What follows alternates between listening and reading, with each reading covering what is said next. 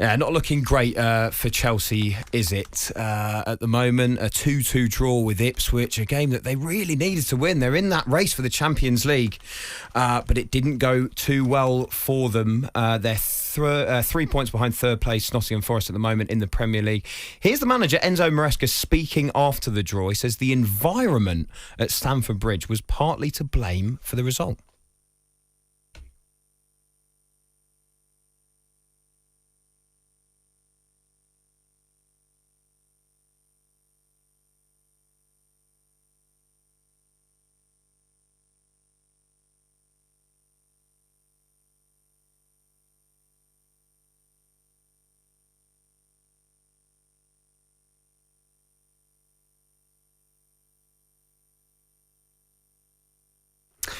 Rory Jennings, some interesting comments there from Enzo Maresca, seeming to have a pop at the Chelsea fans there for creating an atmosphere that he thought his side couldn't play well in. I'm sorry, but if you're going 1-0 down to Ipswich at home, I think the Chelsea fans then responded by, chanting attack, attack, attack. They weren't happy with what they were seeing from their side. You then go 2-0 down to Ipswich. How does he expect them to respond? What a ridiculous thing to say. You're playing hard and fast with the definition of the word interesting, I think. 'Cause there's nothing interesting about it. I think the word you were looking for was maybe reprehensible, hateful, unnecessary.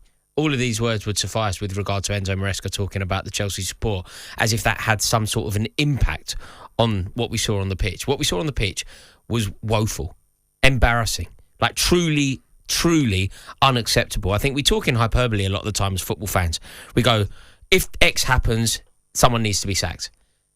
But I genuinely believe that dropping 4 points to this Ipswich team is sackable in itself. And if you look at where Chelsea have dropped points of late, Fulham at home, Bournemouth at home, Ipswich at home games to Fulham, Bournemouth and Ipswich.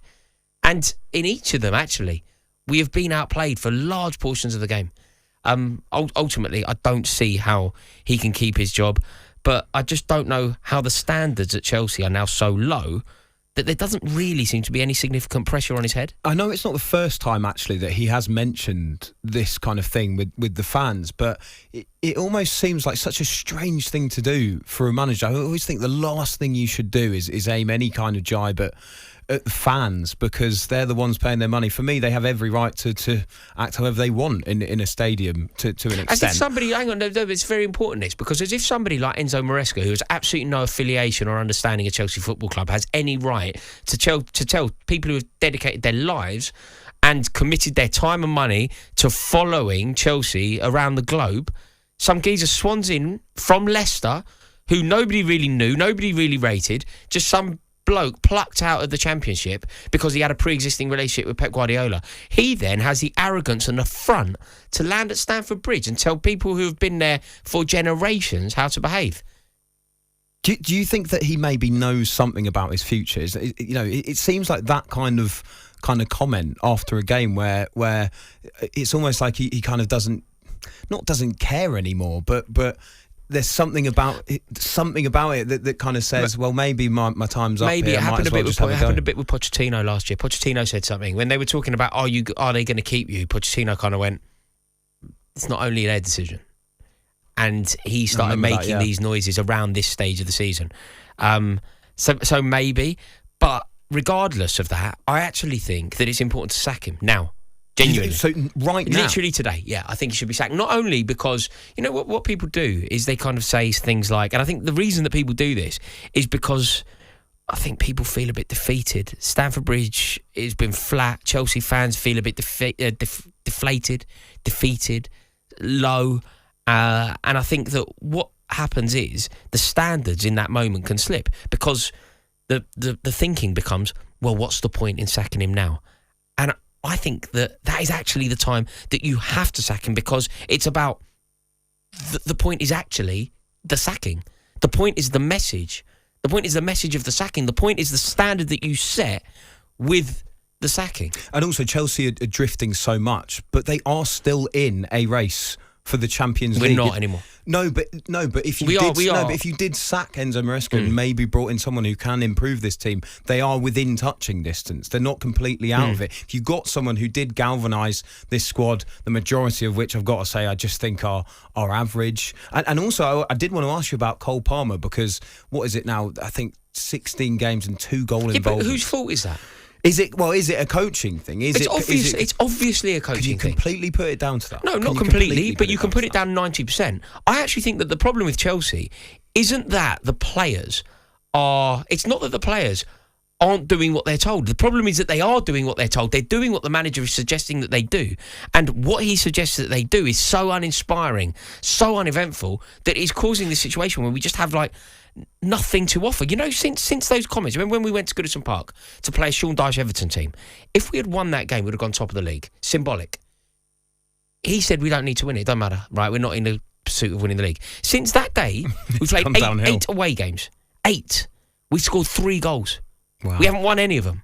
Wow. That is so poor. And actually, it's been in the final third, in particular, where Chelsea, I think, have been so poor. There's been some suspect defending, fine, you know, especially in the game against Ipswich. But it's been in the final third. It's been the decision making. It's almost sometimes such a ponderous, ponderous, overcautious, and actually, there's a few players that get, you know, they're like rabbits in their headlights, not quite sure what to do in those scenarios. I think you put that down to poor coaching. Of course you do. I don't quite think these players are completely up to standard, but I think you put that down to poor coaching. The players need to take some responsibility, but fundamentally, this is a tactical problem. And the buck therefore stops with the manager. If you look at the way that the best teams at the moment in the Premier League attack, you can see how they're doing it. It's almost, you know, it's symbiotic for some of those players. They know where you know, look at the relationship, for instance, between someone like Jacob Murphy and Alexander Isak. They always know where each other are on the pitch. That's why there's been, you know, so many assists and goals between those players. With Chelsea at the moment, there's none of that. No. And that has to come down, I think, the style to the of coaching. play is the opposite of what fans want to see. The way that he sets up, the way that he talks about football, the way that he forces the players to play is the exact opposite of what fans want to see. You know, it's not entertaining, it's not inspiring.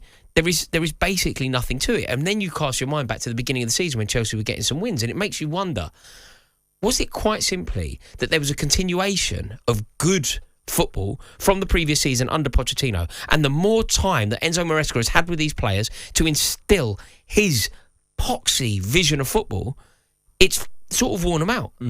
That's a good point as well, whether it was just, you know, the hangover from the good end to the season from Pochettino that kind of ran out of steam once we got to December.